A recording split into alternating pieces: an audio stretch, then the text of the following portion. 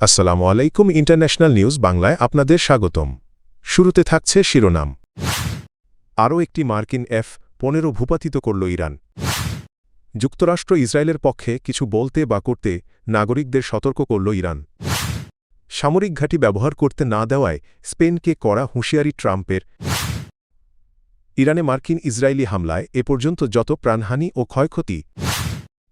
ইরানের সর্বোচ্চ নেতা প্রসঙ্গে বিস্ফোরক মন্তব্য ইসরায়েলি প্রতিরক্ষামন্ত্রীর। ইরান আরও একটি মার্কিন F-15 ঈগল যুদ্ধবিমান ধ্বংস করার দাবি করেছে। বুধবার ৪ মার্চ দেশটির আধা সরকারি বার্তা সংস্থা তাসনিম নিউজ এজেন্সি জানায় ইরানি সেনাবাহিনীর বিমান প্রতিরক্ষা ইউনিট একটি মার্কিন F-15 যুদ্ধবিমান গুলি করে ভূপাতিত করেছে। এর আগে সোমবার ২রা মার্চ খাতাম আল আনবিয়া সেন্ট্রাল হেডকোয়ার্টার্স দাবি করেছিল দেশীয় প্রযুক্তিতে তৈরি বিমান প্রতিরক্ষা ব্যবস্থার মাধ্যমে ৩টি মার্কিন যুদ্ধবিমান ভূপাতিত করা হয়েছে। এদিকে সামাজিক যোগাযোগ মাধ্যম ও বিভিন্ন সংবাদ মাধ্যমে লক্ষ্যবস্তুতে পরিণত হওয়া মার্কিন যুদ্ধবিমান এবং পাইলটদের ইজেকশনের ছবি ও ভিডিও ছড়িয়ে পড়েছে। এর আগে সোমবার সকালেও ইরানের সশস্ত্র বাহিনী ইরান কুয়েত সীমান্তের আকাশে একটি মার্কিন F-15 যুদ্ধবিমান গুলি করে নামানোর দাবি করে।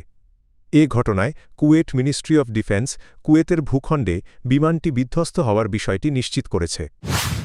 যুক্তরাষ্ট্র ও ইসরায়েলের সঙ্গে চলমান সংঘাতের মধ্যে ইরানের জনগণকে কঠোর সতর্কবার্তা দিয়েছেন দেশটির প্রধান বিচারপতি গোলাম হোসেইনি মোহসেনি এজেই। বুধবার ৪ মার্চ রাষ্ট্রীয় টেলিভিশনে দেওয়া বক্তব্যে তিনি বলেন, যুদ্ধের সময় কেউ যদি যুক্তরাষ্ট্র বা ইসরায়েলের পক্ষে কোনো বক্তব্য দেয় বা তাদের সঙ্গে সহযোগিতামূলক কার্যকলাপে জড়ায় তবে তাকে ইরানের শত্রু হিসাবে বিবেচনা করা হবে।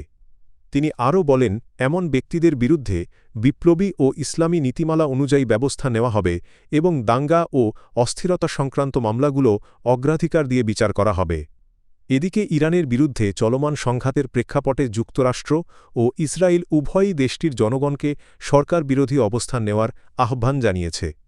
মার্কিন প্রেসিডেন্ট ডোনাল্ড ট্রাম্প মন্তব্য করেছেন, এটি সম্ভবত ইরানিদের জন্য প্রজন্মের মধ্যে নেতৃত্ব পরিবর্তনের এক বিরল সুযোগ। ইরান ইস্যুতে যুক্তরাষ্ট্রকে সামরিক ঘাঁটি ব্যবহার করতে না দেওয়ায় স্পেনের প্রতি ক্ষোভ প্রকাশ করেছেন মার্কিন প্রেসিডেন্ট ডোনাল্ড ট্রাম্প। এমনকি তিনি স্পেনের সঙ্গে সব ধরনের বাণিজ্য বন্ধ করার হুমকিও দিয়েছেন। ট্রাম্প বলেন, স্পেন যুক্তরাষ্ট্রকে তাদের সামরিক ঘাঁটি ব্যবহার করতে দেবে না বলে জানিয়েছে। তবে এতে যুক্তরাষ্ট্রের কোনো সমস্যা নেই এবং প্রয়োজন হলে তারা সরাসরি অভিযান চালাতে সক্ষম। তিনি আরও বলেন, বিষয়টি শুধু সামরিক সহযোগিতার নয়, এজন্য তিনি কর্মকর্তাদের স্পেনের সঙ্গে সব ধরনের বাণিজ্যিক লেনদেন বন্ধ করার নির্দেশ দিয়েছেন। এদিকে প্রতিরক্ষা ব্যয় নিয়েও বিরোধ বাড়ছে। ট্রাম্প নর্থ আটলান্টিক ট্রিটি অর্গানাইজেশনের সদস্য দেশগুলোকে জিডিপির ৫% প্রতিরক্ষা খাতে ব্যয় করার আহ্বান জানিয়েছেন। তবে এই প্রস্তাবে আপত্তি জানিয়েছে স্পেন। স্পেনের অবস্থানকে কঠোরভাবে সমালোচনা করে ট্রাম্প বলেন, ন্যাটোর দায়িত্ব পালনে দেশটির ভূমিকা খুবই খারাপ।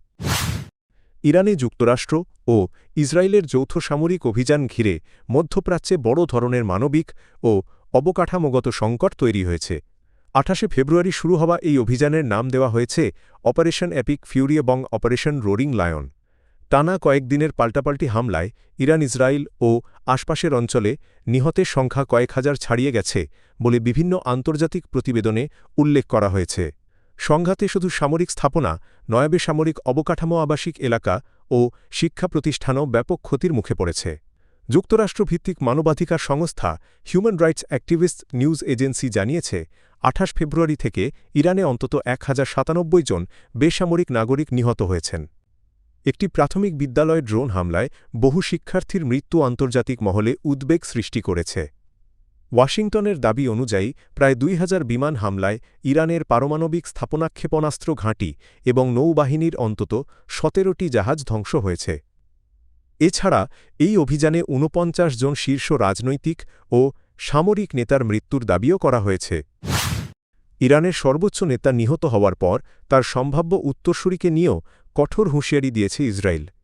ইসরায়েলের প্রতিরক্ষামন্ত্রী ইসরায়েল কাজ্জ বলেছেন, ইরানের নতুন সর্বোচ্চ নেতা যেই হোক না কেন, যদি তিনি ইসরায়েলের বিরুদ্ধে হুমকি তৈরি করেন তবে তাকেও হত্যা করা হবে। বুধবার ৪ মার্চ সামাজিক যোগাযোগ মাধ্যম এক্সে দেওয়া এক পোস্টে তিনি এ মন্তব্য করেন।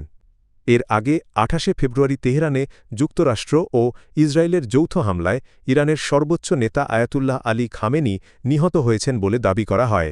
তার মৃত্যুর পর নতুন সর্বোচ্চ নেতা নির্বাচনের প্রস্তুতি চলছে ইরানে। পোস্টে ইসরায়েল কার্য লিখেছেন, ইসরায়েলকে ধ্বংসের পরিকল্পনা করা এবং যুক্তরাষ্ট্র ও মিত্র দেশগুলোর জন্য হুমকি তৈরি করার চেষ্টা করলে সেই নেতাকে লক্ষ্যবস্তু করা হবে, তার নাম যাই হোক বা তিনি যেখানেই থাকুন না কেন।